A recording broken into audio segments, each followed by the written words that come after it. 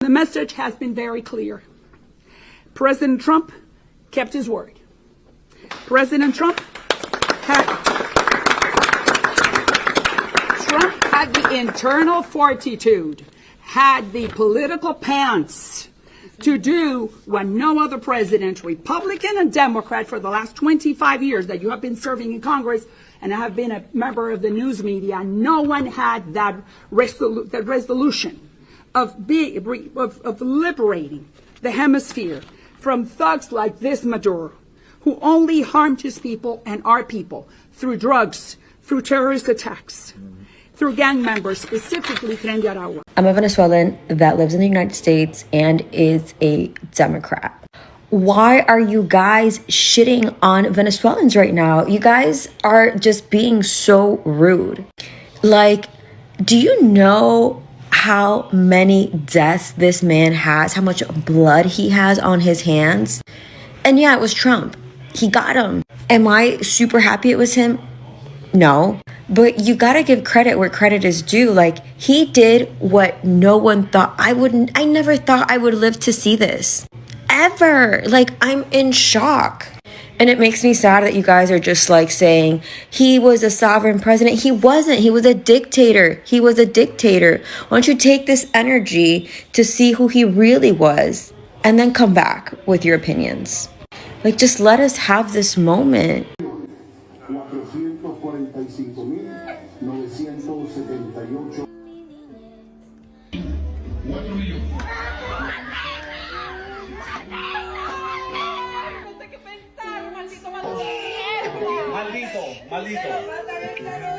Maldito.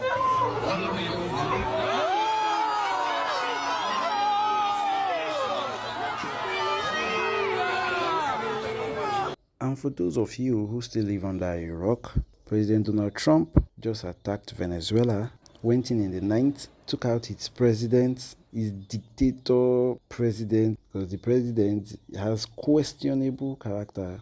President Maduro, the so-called dictator socialist that didn't actually win his election, but forced himself into the position and has been ruling for over 25 years.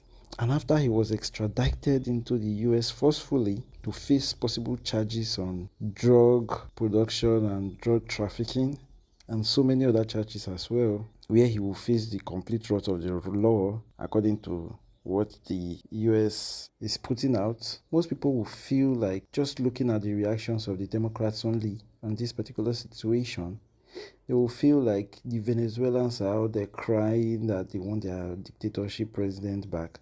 But no, that is not their reaction. Let me tell you for free that a majority of Venezuelans are aesthetic. Some of them are even crying on the streets. Venezuela presently has one of the second largest amount of mass migration due to bad rulership. Most of their citizens, over 7 million of their citizens, have left the country, not because they like to travel or they like to voyage, but because they are under a dictatorship where their children, their parents are being kidnapped, slaughtered, arrested, because maybe they disobey one of the rules or they are talking against the president. Even in this particular situation right now, where he lost the last election but still forced himself into power, the actual winner of the election had to run away from the country just to survive. Sometimes when I see the way Americans treat freedom, treat actual democracy, I sometimes feel like it is because they've never suffered before. Some people will say they are overspoiled or something, but I feel like it is because they've never suffered before. So they've never experienced what it means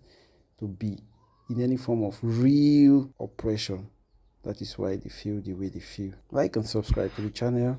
This is a compilation of most of the videos from both everybody around the world reacting happily to the arrest of President Maduro, the dictator president of Venezuela.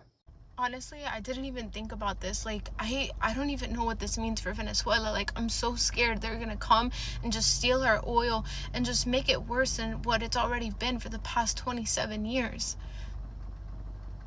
Shut the fuck up. You guys sound so ignorant. Oh, you guys that claim to be worried about the oil, stop the hypocrisy. Stop it right now. Nobody gives a fuck about the oil. You guys didn't give a fuck about the oil that's been given stolen, not for Venezuela or the people, but for Cuba, for Russia, for China, for Iran. Maduro left his own people in poverty and exile for fucking years. It's safe to say that Venezuelans would have traded the oil for the freedom that we received from the liberation that took place today years ago. As if the oil was doing anything for the Venezuelan people in the first place. People of Venezuela are grateful for what Trump did. And if the price was oil, then we would have paid it a long time ago. And to the Americans that are upset about Venezuela, your opinion does not matter, I promise you. I promise you, honey bun, it does not matter. Unless you lived under that regime for decades, it does not matter. Whether you're cheering, you're upset, whether you're mad the orange guy did this, I don't care what your opinion is. But the people in Venezuela are celebrating, and that's all that matters. So congrats to Venezuela. My heart is with you.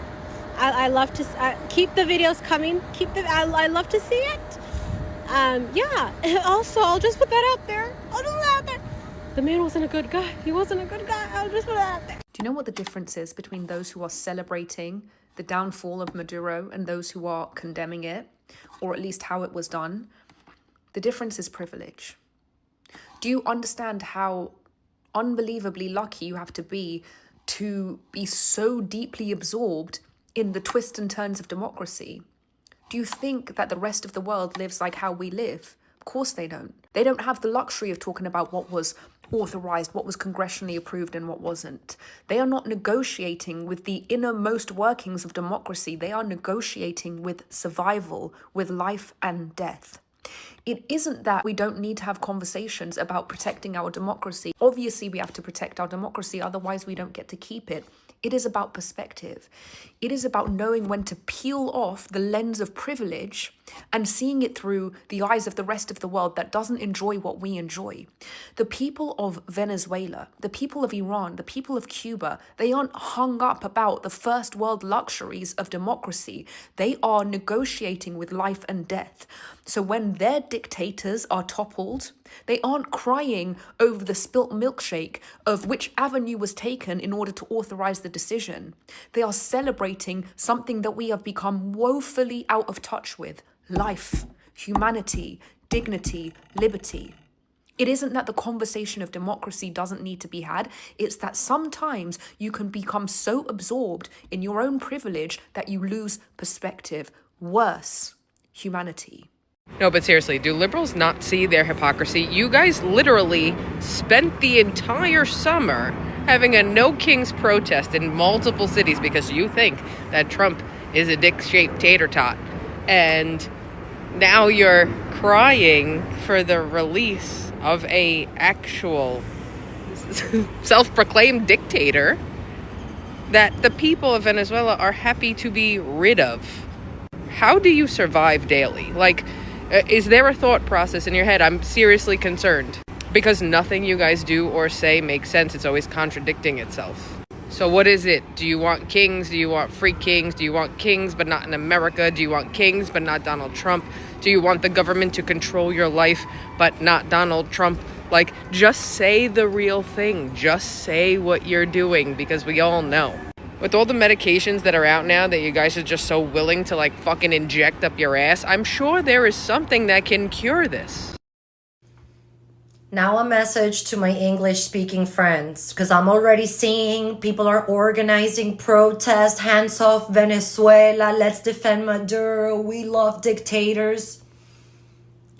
Do not, for a moment, let your hatred and disdain for Donald Trump, an unsavory character, have you defending the dictator of my country that was destroyed by him and Chavez and their system 20 years ago. We Venezuelans are very, very happy that our dictator has been arrested, removed, and will be put through a trial. It's the first time we're seeing justice in 26 years. Now let's hope that they get the rest of the criminals out of Venezuela, and then we can return home. For the people talking about Venezuela, and you have never been in Venezuela, you have no idea what's going on, you never research, you don't have friends that are from Venezuela, keep your opinions to yourself. We have been waiting for 27 years to get free from this government. We don't care what are the alternate motives or what is the whole behind it. We don't care. And most of the Venezuelan people that you know, that they are not living in Venezuela, they didn't left because they wanted to look for better opportunities. Most of us left because we have no freedom. We have no freedom of speech. We cannot talk about the economy. We cannot talk about what's going on. We cannot talk about politics. We cannot talk about anything in Venezuela. So for the people that says that communism and socialism is the way, well, you need to live in one of those countries first. You need to live in a country like Venezuela or like Cuba where you have no freedom whatsoever.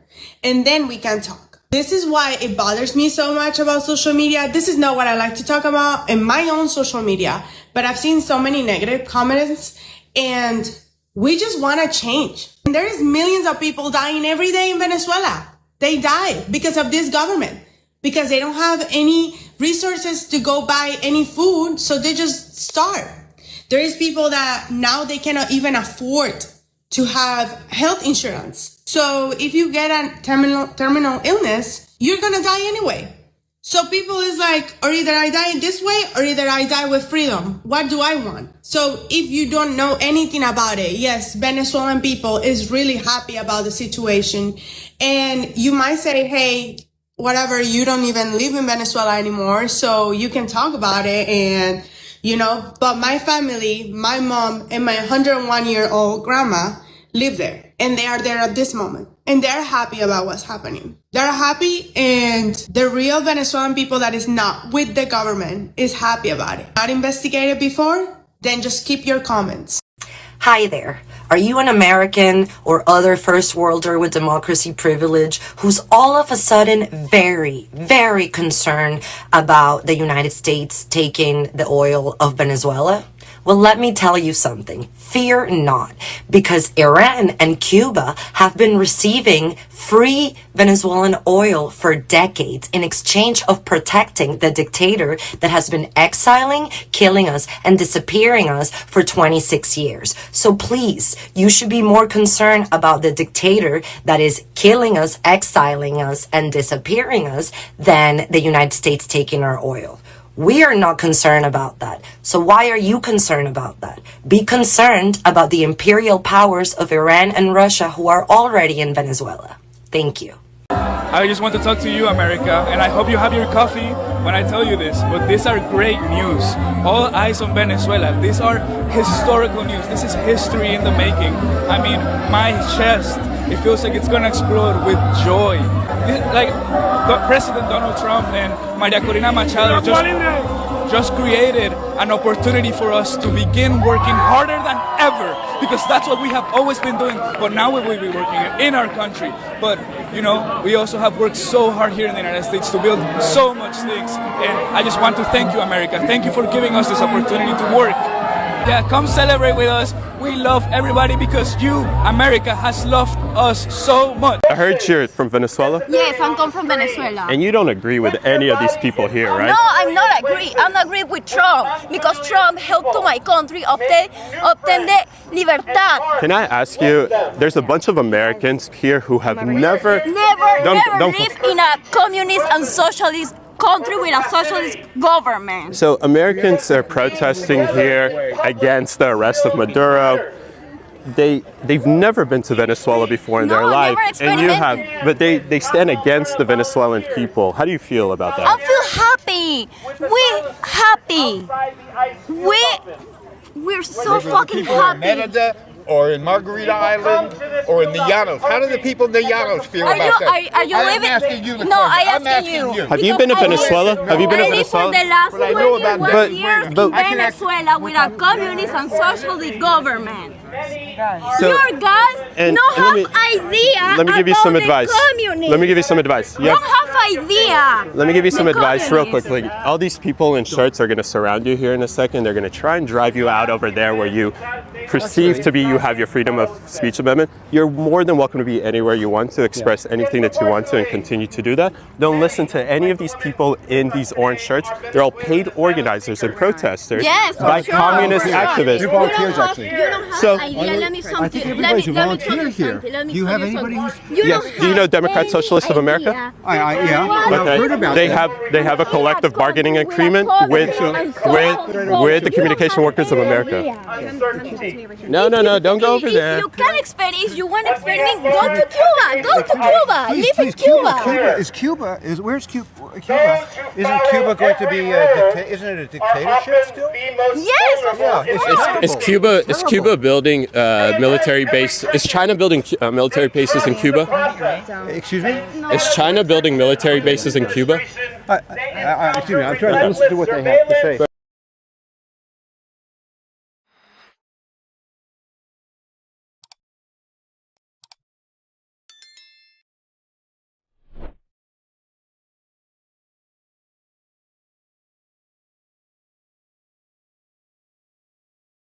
If you are not from Venezuela, you better shut the fuck up. I've seen a lot of videos of gringos trying to explain Venezuela to Venezuelans. You don't even know the difference between Venezuela and Mexico. You can't even point Venezuela in a fucking map. You don't know what is to live in starvation. You never saw a family member dying because you didn't have the medication, while the members of the Chavismo are walking with Rolex in their hands. Do you want to know how many people died trying to come to America, going through a jungle? Do you want to know how many women were raped there? We are 8 million of Venezuelans who have left Venezuela. You don't know what is to live like that. You are too freaking busy eating your Starbucks with almond milk, you motherfucker. I have a question for you guys. Where were you when they were killing us? Where were you when they were killing students? Students who didn't have any weapons. You were too freaking busy drinking your Starbucks with oat milk. So you better shut the fuck up and take Venezuela out of your filthy mouth. Y'all, Trump did not start a war. He enforced the war. This man dropped bombs at 2 a.m. He captured the president and his wife at 3 a.m. He had a press conference at Mar-a-Lago at 11 a.m. And he was running Venezuela by 12 p.m. That's what you call a boss, baby. Y'all can say what y'all want, but Donald Trump is really him. If that man do not go down as the greatest president of all times, then something is fucking wrong. That man has officially been in office this month a year, and what he has done in the last year is way more than all of the fucking presidents have done all together. Do you hear me? That man has been standing on business, and he is putting America in a position where we is getting our fucking respect back, and nobody is going to play with us. Now, let me just say this. When I'm wrong, I'm wrong, and I am going to admit it. A lot of stuff that Donald Trump do initially, I do not agree with it. Okay, his decisions make me nervous as hell. But once I sit back, take a deep breath, and I trust the process, and I trust my president like I should, I promise y'all everything always turns out for the best. Venezuela is happy. American is happy. Some people feel like it's for the oil, but as long as the people is happy and the people are good, a win is a win, y'all. That man got so many W's under his belt right now, under this one presidency. Him. Some people talk about invasion in Venezuela, the threat of an invasion in Venezuela, and I answered, Venezuela has been already invaded. We have the Russian agents, we have the Iranian agents, we have terrorist groups such as Hezbollah, Hamas, operating freely in accordance with the regime. We have the Colombian guerrilla, the drug cartels that have taken over 60% of our populations, and not only involved in drug trafficking, but in human trafficking, in networks of prostitution. So this has turned Venezuela into the criminal hub of the Americas. And what sustained the regime is a very powerful and funded, strongly funded repression system. Where does that funds come from?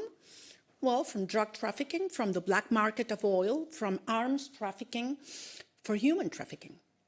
We need to cut those flows. And once it happens, and repression is weakened, it's over, because that's the only thing the regime has left, violence and terror. So we ask the international community to cut those sources, because the other regimes that support Maduro and the criminal structure are very active and had turned Venezuela into the safe haven for their operations into the rest of Latin America. Remember this from a few months ago? It was no kings, right? That's what they kept saying, just so I'm tracking, no kings? That's funny. Obama bombed a country for 7 months without asking Congress. Nobody called him a king. In fact, they called him a Nobel Peace Prize winner. Let me show you how this game actually works. When Obama wanted to kill somebody, he used something called the AUMF. That's a permission slip from 2001. It said he could go after anyone tied to 9/11. Bin Laden, UMF. Al-Zawahiri, AUMF. 142 drone strikes in countries we never declared war on. That's right, AUMF. 3,797 people dead, including our own people. Congress never voted, not once. No kings though, right? But here's where it gets good. In 2011, Obama wanted to take out Gaddafi. There was just one problem. Gaddafi had nothing to do with 9/11. No AUMF, no permission slip. So Obama's lawyers came up with a trick. They said, we're not at war. We're just dropping bombs from the air with no troops on the ground. So it doesn't count as hostilities. That's a real legal argument from the White House in writing. Congress said that it didn't pass the sniff test. Obama did it anyway. For 7 months, Gaddafi ended up dead in a ditch. No impeachment, no hearings, no King's protests. In fact, the New York Times called it humanitarian intervention. Fast forward to now. Trump sent troops into Venezuela, grabbed Maduro, flew him to New York to face drug charges. Just so we're on the same page, he's still alive. Some Democrats who said nothing about Libya, now they're screaming. Chuck Schumer, reckless. Tim Kaine, illegal war.